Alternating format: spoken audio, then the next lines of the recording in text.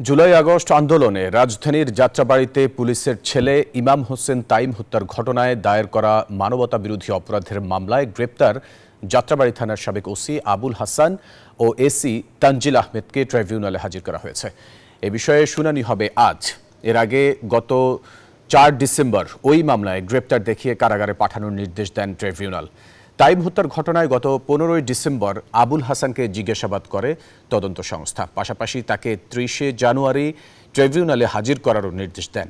এদিকে তাইমকে গুলি করে হত্যার ঘটনায় করা মামলায় সহকারী পুলিশ কমিশনার তানজিল আহমেদকে ২০ জানুয়ারি গ্রেফতার দেখানো হয়। পরে তাকে হাজিরের নির্দেশ দেন আদালত। বৈষম্য বিরোধী আন্দোলনে গত ১৯ জুলাই রাজধানীর যাত্রাবাড়ীর কাজলায় ইমাম হাসান তাইম পুলিশের গুলিতে মারা যায়। এদিকে মেহেরপুরের চাঞ্চল্যকর জামায়াত নেতা মোহাম্মদ সাইফুল ইসলাম হত্যা মামলা ও বৈষম্য বিরোধী ছাত্র আন্দোলনে হামলার মামলায় সাবেক জনপ্রশাসন মন্ত্রী ও মেহেরপুর জেলা আওয়ামী লীগের সভাপতি ফরহাদ হোসেনকে জেল গেটে ২ দিনের রিমান্ড মঞ্জুর করেছেন আদালত।